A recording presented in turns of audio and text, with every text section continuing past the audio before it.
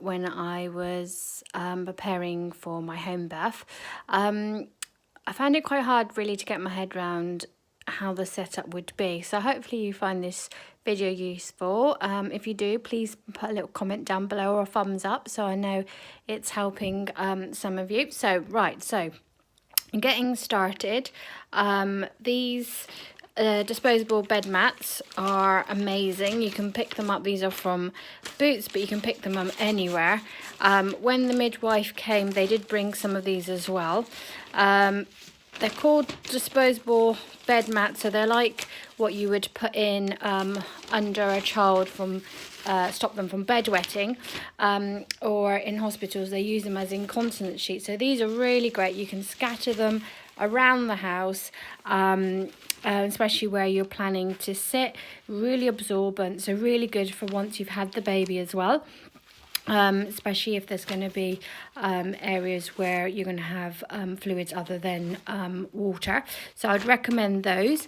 I was told to get about 3 shower curtains and to put along the floor and around the pool.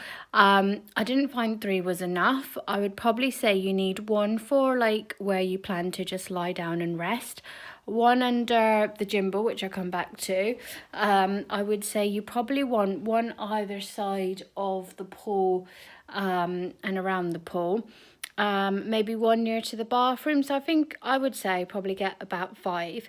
And the second thing recommended is to get a small handheld mirror, which the midwife can use when they need to just make sure everything is progressing well.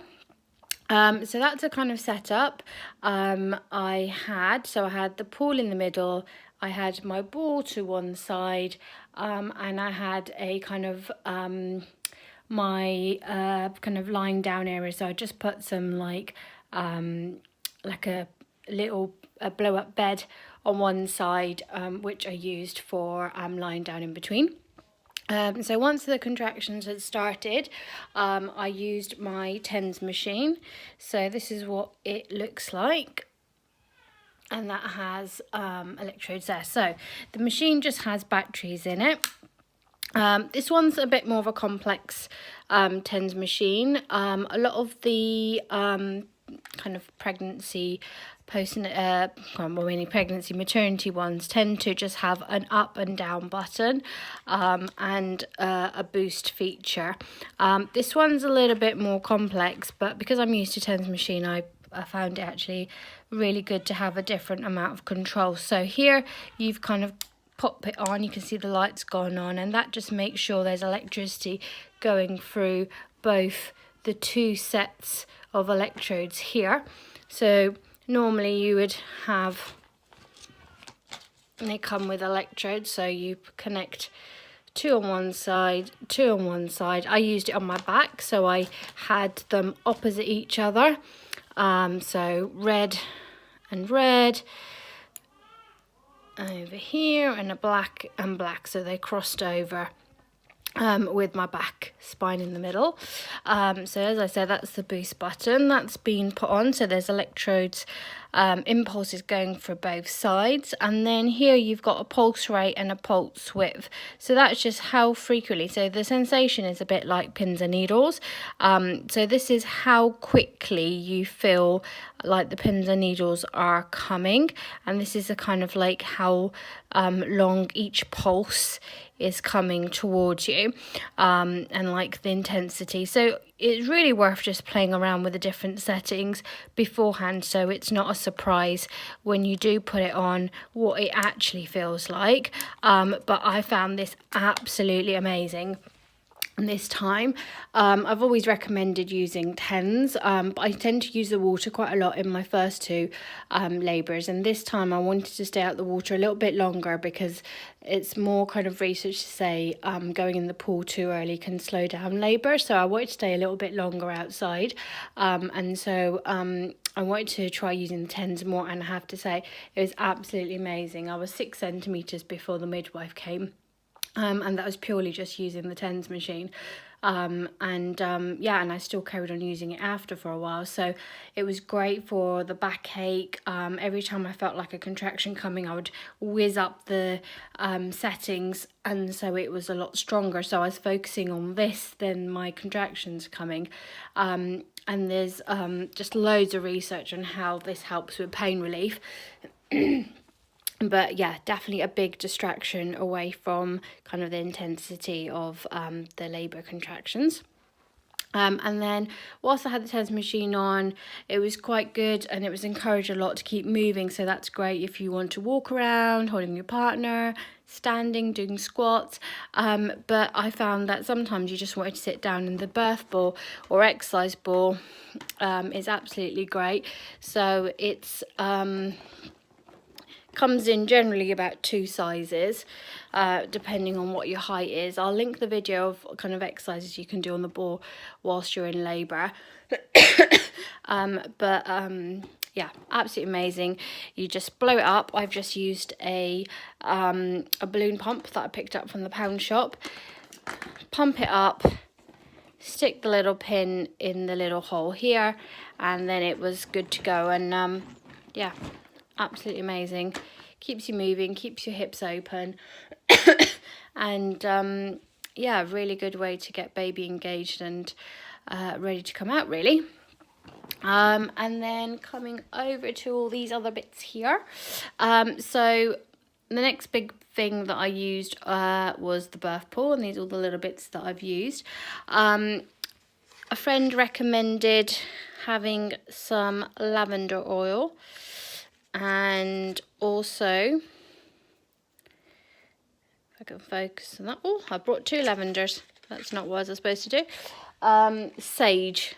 Let's see if this one, if I've just put it in the wrong box. No, let's have a look here. There we go. That was the right box. Clary sage. So this one you have to be careful that you don't really have much contact with whilst you're pregnant, but once you're kind of like in established labour, it's generally quite safe. It's really good to help whilst you're in labour, bring on labour, which is obviously why you've got to be careful with it. But it's a lovely smell, both that and the lavender, really soothing. Whilst actually putting it in the water or just around your pillow and where you're planning to be, just to get you a sense of relaxation. And then thinking about relaxation, if you like to be touched whilst you're having your contractions, then having your partner do a bit of massage, or your doula, your birth partner. Grapeseed oil is amazing. It's really safe on your skin, not greasy, so it's really easy to rub. And I use the Neal's Yard Remedies grapeseed oil, which I use a lot for pregnancy massage as well. So they were the recommendations, and I have to say they all were very helpful. So moving on in terms of the birth pool and what you actually need. So having a home birth, you don't have to have a birth pool, but it tends to be one of the things that most people like to have. So this is what it looks like once it's fully inflated. I went with this particular company. The other one that's recommended a lot is the Birth in a Box. And I have to say, I've heard people recommend that more than this one, so maybe I would have tried the other one and had a comparison. I just had access to this one, so this is the one I used. As you can see, there's this little bubbly kind of ripple bit in the base, and that was the only thing in the pool that I found was a bit uncomfortable. When I wanted to stand up, I was finding that it wasn't very stable to stand on. So that's the pool in there, and then what you do is you pop the hose into the pool once it's inflated. Oh, sorry, let's start off with inflating it first. Okay, so first of all, you get your electric pump. It has different nozzles there. You can see if I pop that down, different size nozzles. So there's different sections on the birth pool that need pumping, and depending on the size of that particular area, there's a different nozzle you use. So you just connect that up to here, attach that to the pool, plug that in, and that blows up the whole pool. I think there was 3 different sections where needed blowing up, but it took maximum 5 minutes for the whole thing to be up. Once that's up, you can start filling it with water. So that's where I got a bit carried away. So you have your hose, which you put one side into the pool, and then the long tubing goes and connects up with the water pump. That's for after, so the hose connects up to the nozzle here, that connects up to your tap. Sorry, it's all coming back to me now. And there's normally 2 different adapters. So this is a tap adapter. Oh, there we go, a few bits falling out. And you either have a circle or square one, depending on what your taps are. So we just had both, just so we can figure out which one was right for us. And then you just turn on your tap, the water goes through the nozzle, through the hose, straight into the pool, and that, I have to say, took quite a bit of time to fill up. And you can have a cover which you put over the pool, so it keeps the heat in for when you're ready, but I didn't find that very helpful. So I would say start filling up when you feel that you're going to be almost ready to use it. And then what we do is pop this underneath. I know it's for a trailer, but it's this, and that comes a part of the set. You put this, is like a waterproof sheet, you pop that underneath the pool, just so that the pool doesn't move depending on what your surface is. And this is where I would mention I would probably have put all the extra shower curtains on the floor as well, just to give you some more support there. And then once you finish using it, this is where the water pump comes in handy. So once you finish using it, you can use the sieve to fish out anything that you no longer kind of need in the water, any debris that's floating around. You then pop in this submerger water pump into the water, and that's then attached to the hose, and then the other end of the hose is going to your garden or a sink, a drain, where you want all the kind of liquid and water from the pool to be drained to. And that doesn't actually take very long for it to kind of help empty out the pool, really. So that's the different bits of the pool. And then the other bit that you get with it is the puncture repair kit that you can use if you need to. So hopefully you found that helpful. Sorry, I had to jog my memory a little bit there, but hopefully that's given you an idea of the few things that you'll need if you're planning a home birth. Obviously other things are like having your hypnobirthing playlist on kind of either your wireless headphones or on a on loudspeakers.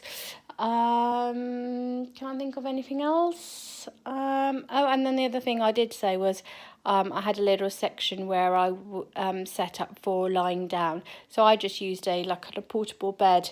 You can use like a camping bed, or you might just want to be on the floor, just somewhere where you can just throw some cushions down, throw your shower curtain over the top, and then you can just lie down on your shower curtain. Yeah, so I hopefully you found that useful. Give it a thumbs up if you did. Please subscribe if you want to be first to alerted of more pregnancy vlogs, postnatal vlogs, and talks with experts. And as I progress in my postnatal journey, I will start adding more postnatal exercise routines up as well. Okay, see you soon. Bye.